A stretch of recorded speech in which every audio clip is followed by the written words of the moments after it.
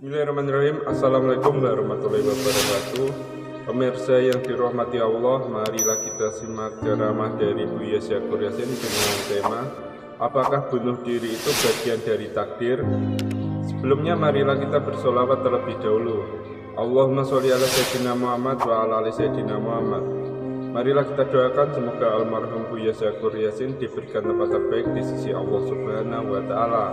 Amin ya rabbal alamin. Ini ada YouTuber yang menanyakan dari Jakarta dengan atas nama Apotik Jimkat. Siapa? Namanya Apotik Jimkat. Apotek Jingkrak. Jimkat. Atas namanya Apotik Jimkat.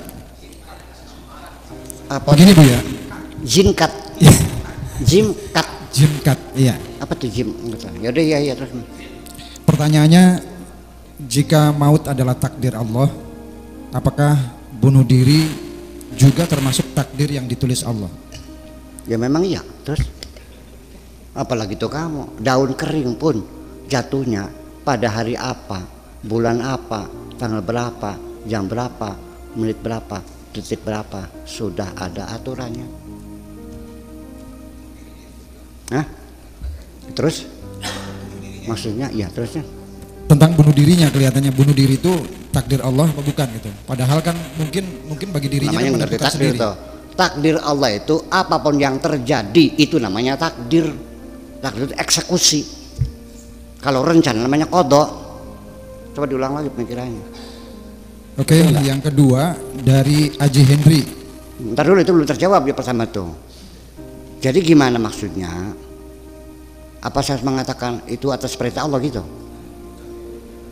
Tidak ada sesuatu yang bergerak kecuali digerakkan oleh Allah.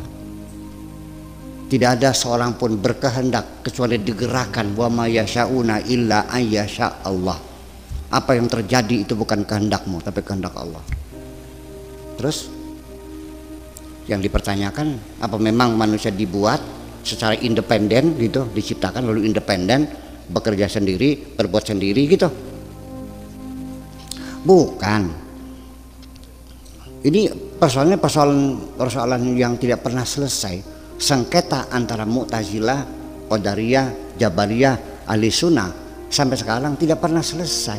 Masing-masing ngotot, ya sudahlah silakan. Kalau Anda meyakini Allah tidak ikut campur, silakan. Ini aku yang memilih, aku yang menentukan, aku berbuat, aku yang bertanggung jawab. Mangga silakan. Silakan. Anda Mu'tazilah boleh. Saya tidak mengkafirkan orang Mu'tazilah kok. Orang Mu'tazilah tegas bahwa Allah setelah mencipta kita, Allah melepaskan kita kebebasan mutlak memilih, berbuat, bertindak atas pilihan kita. Allah hanya menonton. Kalau kita baik, Allah bayar kebaikan. Kalau kita jahat, Allah bayar kejahatan. Itu Mu'tazilah. Apa logikanya? Ada. Kalau Allah menyuruh kita berbuat baik, melarang kita berbuat jahat, berarti kita harus diberikan kebebasan untuk memilih. Kalau tidak, berarti itu ketidakadilan. Logis kan? Iya dong. Mau jadi Mu'tazilah silakan. Menurut saya boleh. Ya kan? Jadi manusia menentukan sendiri. Allah tinggal nonton aja. Pokoknya dijadikan, dikasih mata, kasih telinga, anggota badan, kasih otak, kasih perasaan, bergerak, bertanggung jawab sendiri. Allah tidak intervensi. Sebab kalau semuanya Allah menyuruh beriman, melarang kafir. Allah menyuruh berbuat kebaikan, melarang kejahatan. Kalau semuanya sudah ditentukan, apalah artinya perintah itu? Ini logika orang Mu'tazilah. Sekarang mungkinkah kamu kuikat kakimu, kuikat tanganmu, kututup matamu, kulemparkan ke tengah lautan, lalu kuperintahkan jangan tenggelam? Mungkin nggak? Kalau perintah tenggelam, ya tolong buka talinya dong, supaya kita bisa merenang. Itu kan Mu'tazilah.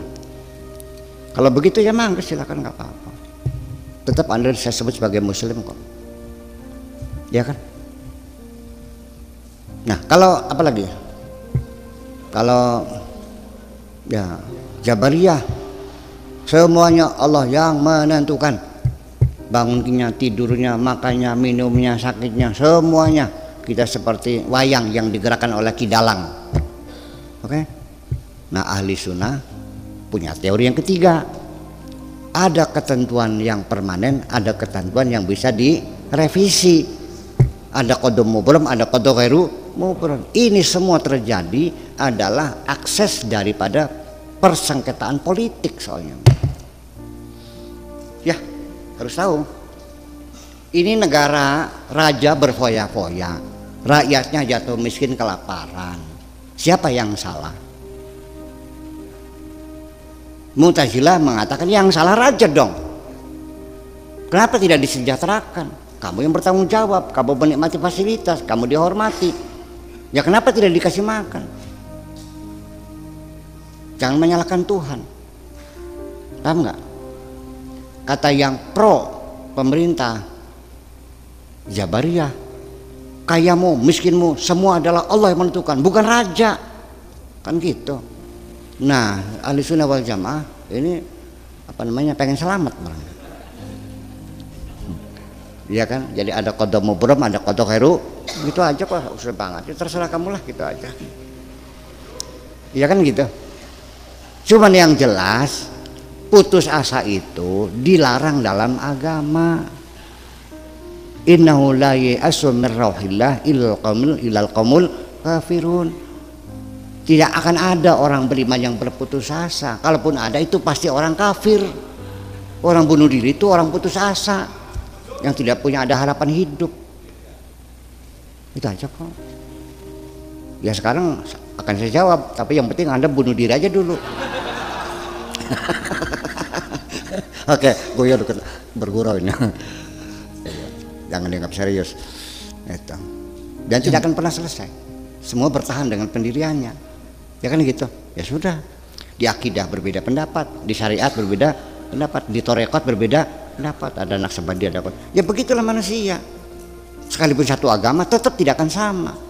Itu aja kok. Jadi tidak akan selesai hidup ini untuk membuat orang sama. Itu tidak mungkin. Cukup kita bersatu sebatas saling menghargai adanya perbedaan. Kan enak begitu.